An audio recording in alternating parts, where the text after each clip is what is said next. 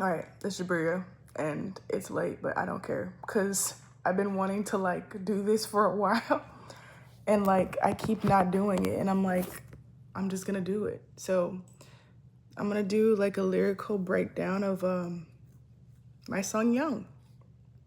Very excited. Stay tuned. So Young is a song that I've been like wanting to write for like a while, because I wrote this song called The Fool, and I really liked it. I really liked the idea of like accepting like, okay, like I'm a fool. Like I'm gonna be a fool. I'm gonna be a fool for love. I'm gonna be a fool for the sake of like loving myself and fully expressing myself. So like let's own it. Let's get it out there and like take the power back, sort of like thing. And from that I've been wanting to like write kind of like more of a romantic perspective of that same kind of like thought process of like taking the power back from, you know, what people can say or what, you know, we ourselves can say about like ourselves in terms of like critical thinking and critiquing ourselves. And one of the things was youth. Like I've been feeling like I'm young, so therefore I must be dumb. Like I must look like a fool. I must look stupid because I'm young and I don't have all this experience and I don't know what I'm doing. And so I've been kind of like wanting to take that and like make it pretty. And one of the like biggest inspirations for that would be the song Young by Sam Smith, which I think is like super underrated. I don't know why people don't like talk about that song. Like it's so good. And so like as usual, like one of the best ways that I can kind of like talk about like my life and what I'm experiencing is through like fictional characters. And I've really been like obsessed with like Call Me By Your Name recently. I haven't rewatched it recently, but I recently like put it as like my phone screensaver, which I rarely do. Like I always do like no pictures, like it'll just be like colors and stuff for my iPhone wallpaper because I'm highly sensitive. So like even like seeing something over and over, it can irritate me. But anyways, it's neither here nor there. And I've been deciding to just do what I want, and I feel very connected with that story right now.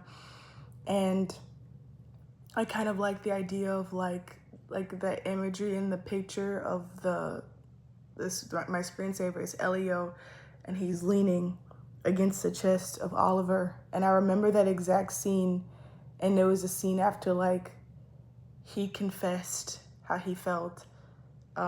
I'm pretty sure it was after. I need to watch it again. I need to read a book again for sure. But it was basically like after he confessed. And like after he confessed, like he still like didn't like show physically that he felt so intensely about Oliver. But that was like the first sign of him like physically touching him and physically demonstrating like how passionate he felt about Oliver. And so he just kind of like put his head down on his chest and was just like you have no idea. Like it was a silent kind of like very loud expression of just raw emotions. And then there's like this age difference that's like the controversy of the book was like the age difference, and then therefore the movie was like the age difference, and Oliver is the older one and Elio's the younger one. But for the sake of the book, Call Me By Your Name, and if you've read it or you've seen the film, you know like the famous line is like, you call me by your name and I'll call you by mine. They kind of like switch names, and it's like there's this theme of like you're more myself than I am. Like they're like the same person, but or the other person's more them than they are, like that whole thing, like who's who. And so it's like Elio's over here worried about like if Oliver is like seeing him as this young fool, but Oliver is kind of wondering the same thing. And I guess you could switch the name over to like, you know, this old fool, but in both like that same theme or that tone is there of like, I'm the fool. I don't know what I'm doing. I've never done this before, but I'm here. And so we have this starting line is, I'm the perfect fool. And then I like battled for a bit about like what I wanted to put there. I was thinking I was gonna put like haunted and abused or something like that, and abused. And I was like, I'm not gonna say I'm abused. Like, fuck that. Like, I'm not saying that shit. I'm a survivor, you know? And I really like the idea of like sweaty half nude, because it's a reference to like one of the most iconic scenes, and there's a lot of iconic scenes in that film where like it's the first time like Elio and Oliver touch for longer than like a second. And it's like when they're playing volleyball and Elio is like, he's shirtless, but he has on pants, so he's literally half nude and he's sweaty from playing volleyball. And Oliver comes over there and gives him like a massage, trying to be casual. Elio kind of freaks out and like stiffens up because he doesn't know how to react to this person that he's obsessed with touching him. So it's like, I'm the perfect fool, sweaty half nude. And the next line is, and you have my pretty face. And so that's like the beginning and the hint of this song, where you can know like there's kind of like this blurriness that occurs throughout the story of like, who am I? Am I myself or am I you? Or, and what's the difference? Like, is there a difference between myself and you in this love, in this connection? You have my pretty face. But it's also kind of literal, because I believe there's like a little smack kind of like Oliver touching Elio's face. It's like he literally like has his face like in his hands. And so it's like there, and that is like this indication of like this power exchange from Elio's perspective of like, Oliver has his power. He's holding me, like he's the one brave enough to touch me. He's the one brave enough to like physically like initiate something, even if it's public, even if it's like seen as casual, and I'm not. Whereas Oliver, in his mind, we find out later on, is thinking, I'm this creep for touching Elio like this in a public space. It's like they're both having these kind of like warring thoughts. It's the same coin but different sides.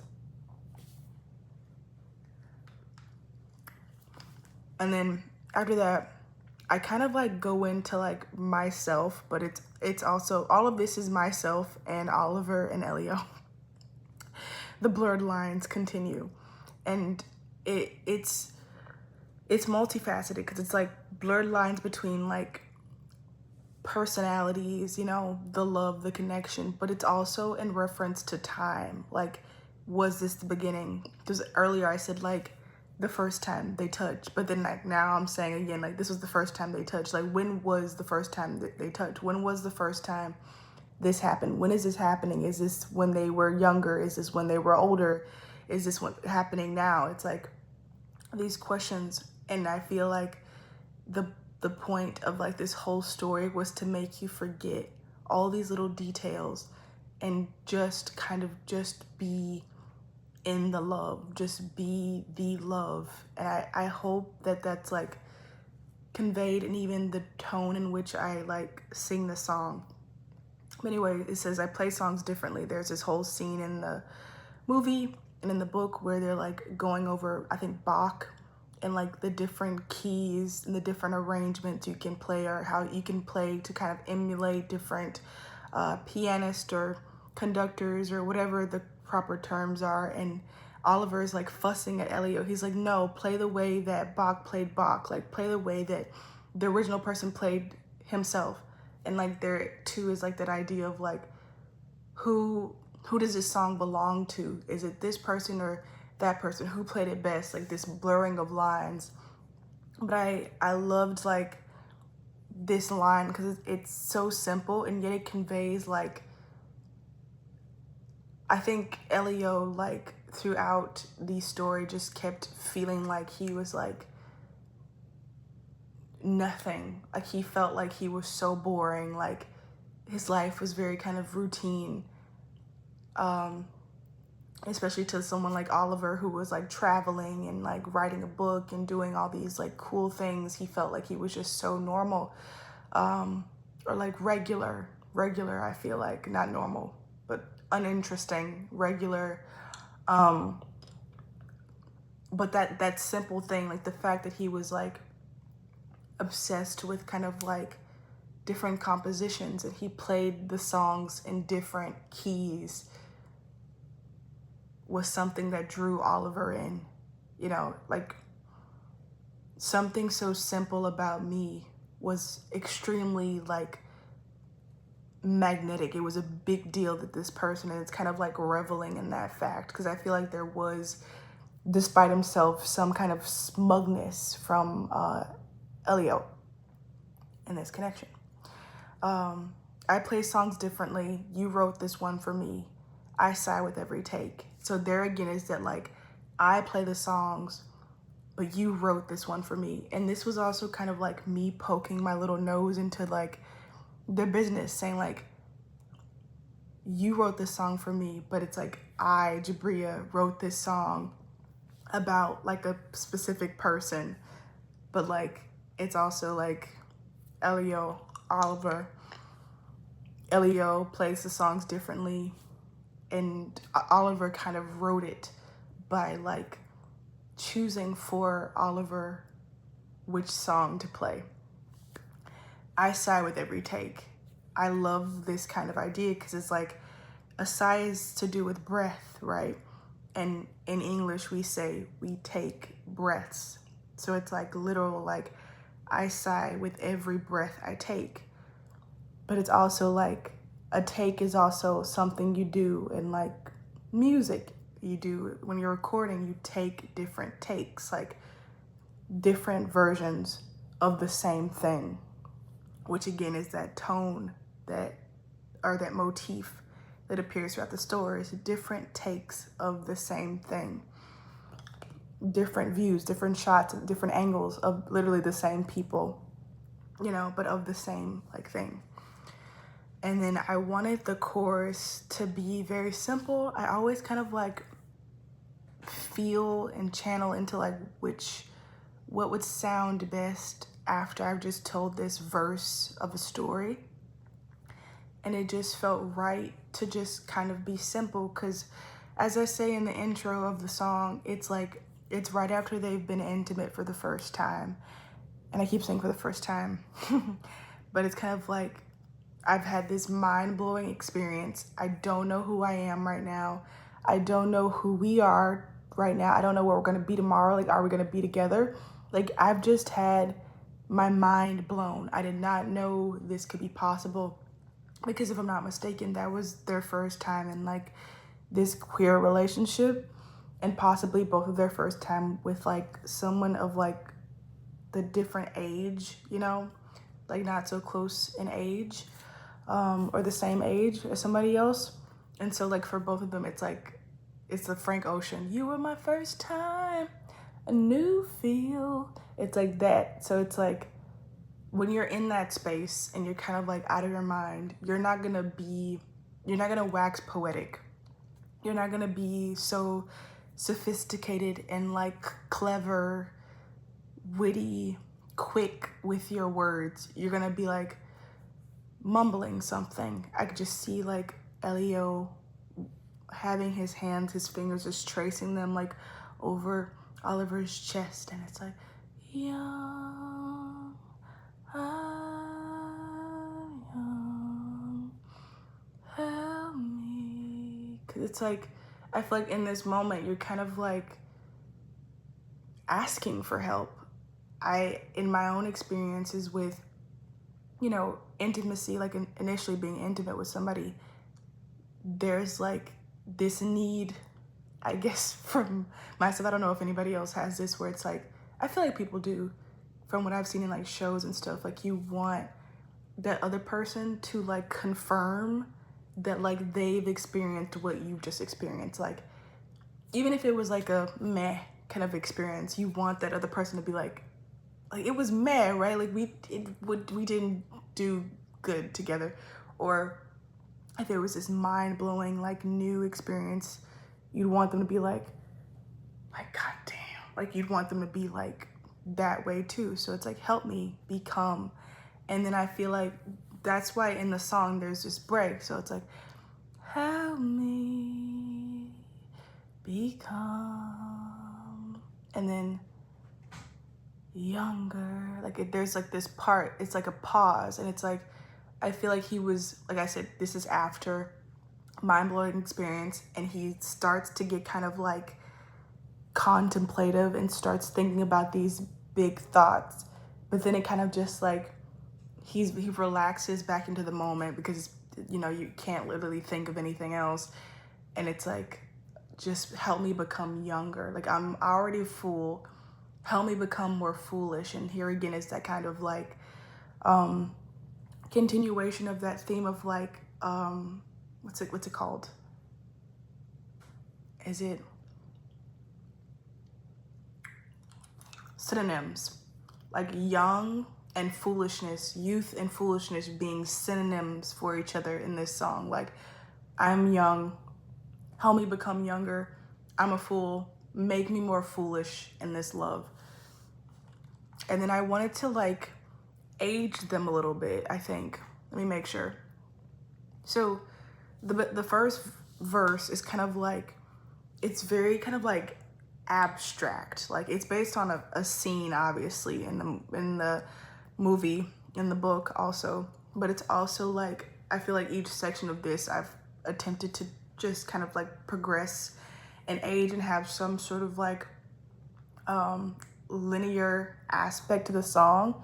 So the first one is kind of like, it doesn't really tell you like anything about age. These people, a perfect fool, somebody half nude, could be a baby, or they could be, you know, a toddler, a teenager.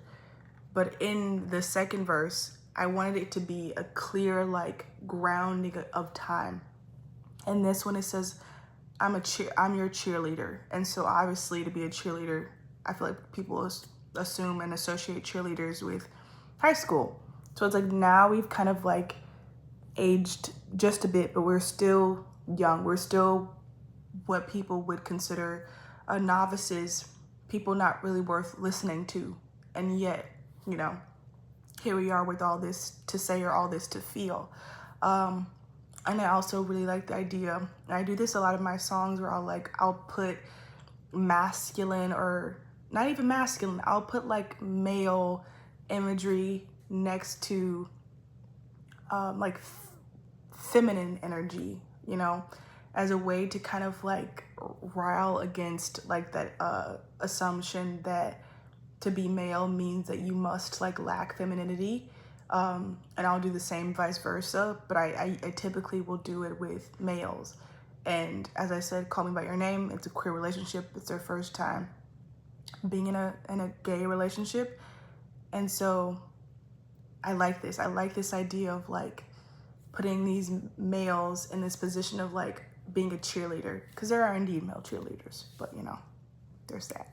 And it's just also the fact that like Elio is like always staring like after Oliver. Like Oliver is seen as like this cool guy who's going out all the time and who has all the ladies, and Elio is just kind of staring jealously, staring with jealousy in his eyes, like at Elio from far. And I feel like that's how people kind of view cheerleaders. But also like, I'm your cheerleader. Like, that's how much I stare at you, to the point where like, I might as well be cheering for you. Bright smile in every picture. I like, when I wrote that line, I'm your cheerleader, I saw like someone like being like this, like every time like they saw somebody, and like being kind of like pissed at themselves, like every time like that they did that, they had that like innate reaction to them. Because I feel like, or automatic reaction to someone, I feel like both Elio and Oliver, they were doing this dance where they were like so drawn to each other, but they were trying like not to appear like that. They were both trying to like keep their cool. but they couldn't help their reaction to one another. There was a scene where Elio literally got a nosebleed because he was being like playing footsies with Oliver. But this was also a reference to myself. I call myself the bride queen, bright smile in every picture, and I just see a gangly teenage kid going like this, like they can't help it, which is also personal to me. And you hold my pretty waist, that again is a reference to like that scene with the volleyball court, or just different scenes throughout the film where they would kind of like just touch. I thought about changing this line to tiny waist, but I like the idea of like saying something like people typically wouldn't say, to kind of fit back in that idea of like putting males as cheerleaders and putting, instead of tiny waist, pretty waist. Because that again is like applying this coating of like rosiness and femininity over these males that are having this very romantic, feminine experience. I feel like the whole movie, especially like a lot of the soundtrack, was very soft, very, very feminine. And then here again, we go back into the idea of like, what's different about me? And like, that's something I'm simultaneously like surprised by. Like, I'm surprised by like your interest in me, but I'm also kind of smug about it. So this time, instead of like something vocal, something like that requires like less movement, like it's less intense, you know, to be aroused by somebody's voice or the way they speak, because that was like the initial thing. It was like visuals. Now it's like the physical, like it's grounded more in the physical, which also connects to like that idea of being a cheerleader, touching somebody's waist. Like we're now in the body, we're cheerleaders, we're moving, we're touching the waist, and then it's eyes glued to body heat. Recently on my Bright Queen channel, I got this channel message about this song, the Glue song by Bita Bobby, but Bita Bodi, I don't know how to say her name, but one of my favorite songs by Melanie Martinez is called Glued. Glued to the thoughts in my mind, flexing like a hawk in the sky, I am glued to the love in you. That song came out way before Bita Bodi.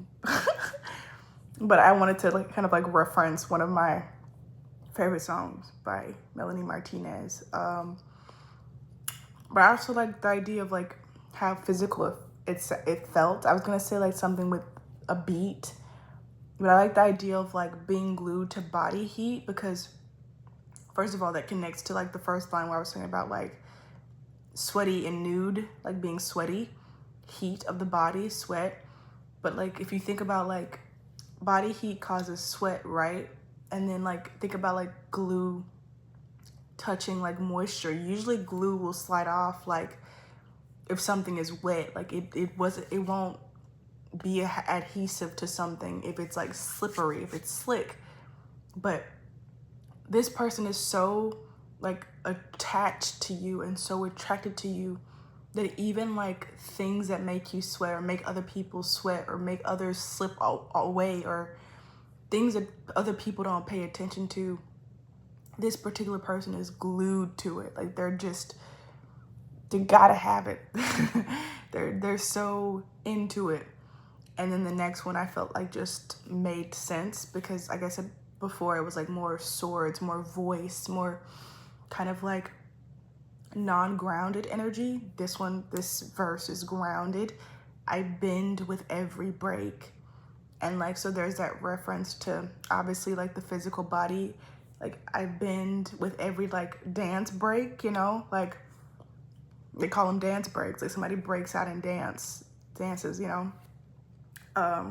But also like metaphorically, like with my feelings, like every time like there's a break, like I said, for a different person who is not Elio or Oliver, these things would like be breaking points for them, or areas where they would lose interest or kind of like slip away, or it'd be like a deal breaker. They find themselves bending closer to each other because of all these little teeny tiny quirks that like make them them. So the same verse, no, the same chorus, and then we go into the bridge. I had to like change it the way I said this because I wanted to make sure I wasn't like being repetitive with my bridges. But something I wanted to think about again is like, what's youthful? What is youth? And so I feel like in this one, I kind of like went back again, like to before being teenagers, the time where people make pinky promises, which is in like elementary school age. But this was also a direct reference to the movie, the book, the meeting at midnight, and them kind of like crossing pinkies in the dark. And it was like this cute little pinky promise kind of scene. Like, I promise I won't tell anybody if you don't was a huge feeling that you got in that moment. And throughout the movie, like, we have to keep this a secret. Nobody can know.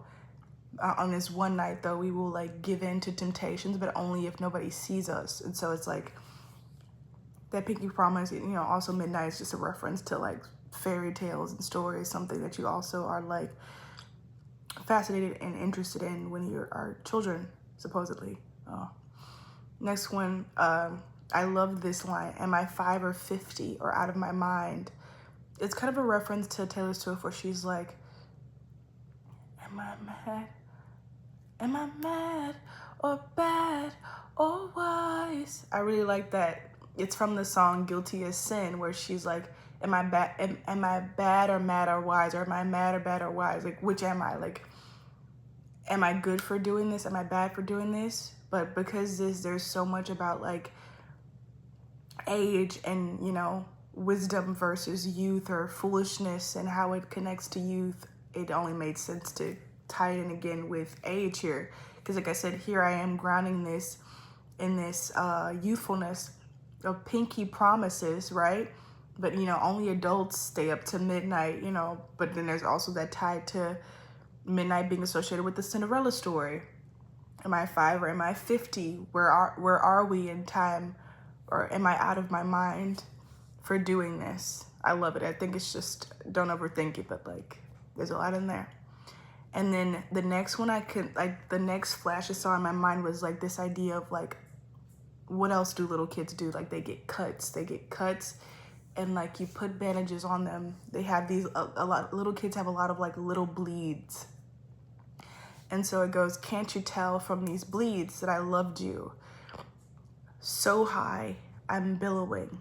I wanted to kind of be like, can't you tell that I loved you? Like from the first time, like you spoke. But in the book and in the movie, the first time like Elio heard Oliver speak, he wasn't talking to Elio. He was just greeting like somebody else. He was just greeting. And so like in the movie, Elio is like literally higher than him. He's looking down at Oliver out the window.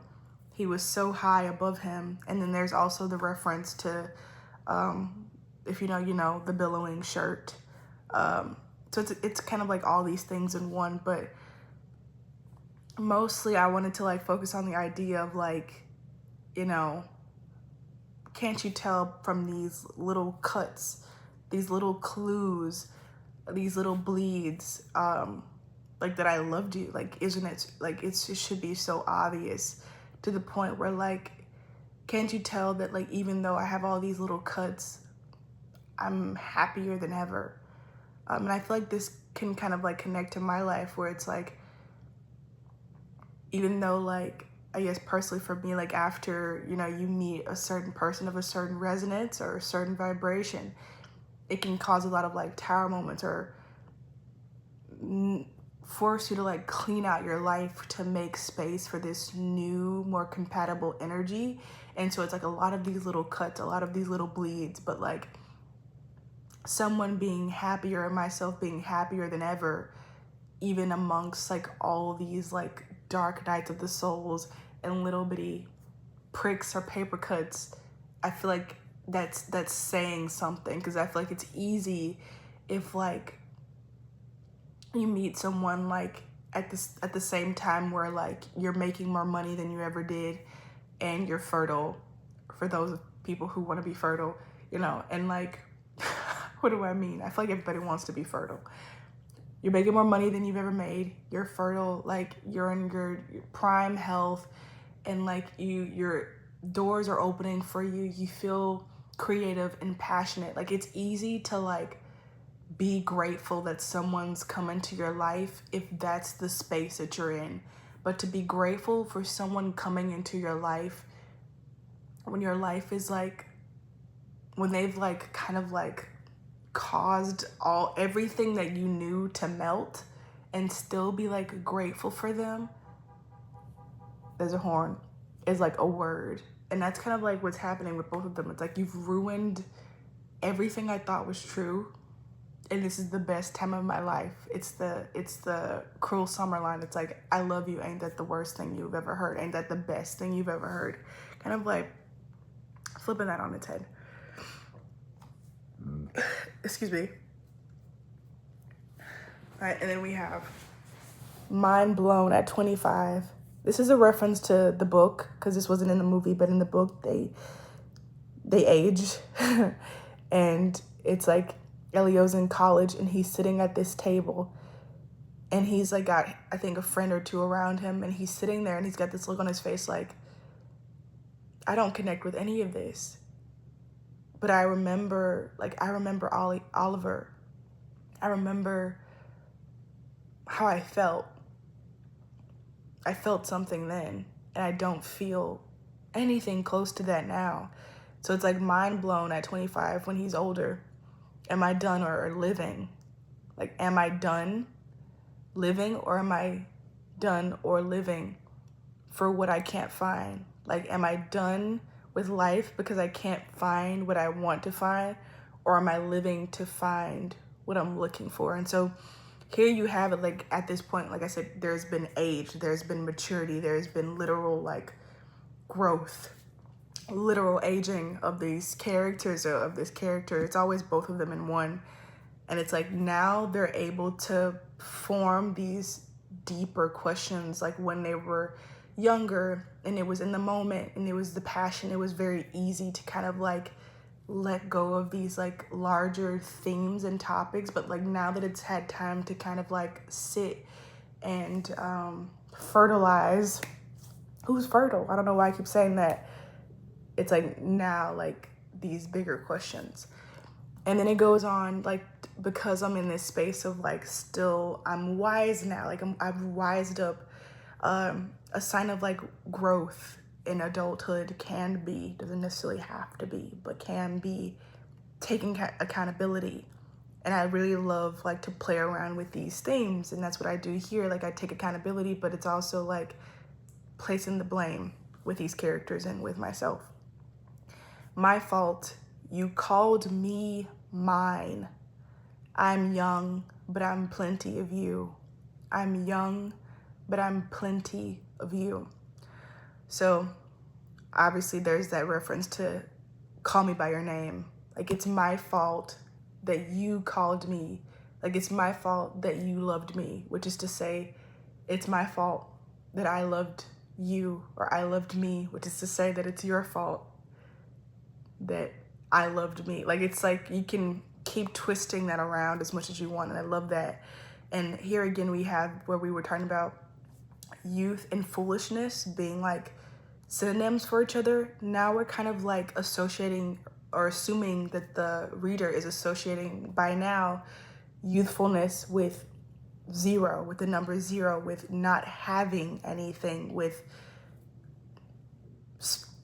scarcity, you know, not having knowledge, not having abundance, not having something. And it's like, even though like I just said we're aged now, it goes back to I'm still young. I'm still in that feeling. I'm still the fool. I still feel the way that I felt. I'm young. I'm empty of you, but I'm plenty of you. I'm empty of you, but I'm plenty of you. Or I'm young, but I'm filled with you. I'm young, but I'm filled with you. It's like you can keep moving all these little words around to like find your little nest of what I'm conveying, which is I still feel the way that I felt before. It's still fresh on my mind, and I'm still willing to be a fool to have this. So it goes into the same chorus, except this time I've changed from help me to with me, like merge with me, be with me. It's like, be with me in this, agree, consent to be young again, be young once more, to be young still with me. Tell me like you never stopped being young, being the fool. And then it goes again, like I said, the second part of the chorus this time changes from with me to be me. And that was an accident that I did when I recorded it for the first time on voice memos. I said, be me. It came as last minute, but I feel like it was perfect because it's like, that's what I've been saying the whole time, like switching out you for me for you, Elio for Oliver, Oliver for Oliver for Elio. And it's like, if you've lost your youth, if you've lost your foolishness and your willingness to be wrong about something, if you've lost your passion, like I've got enough for the two of us.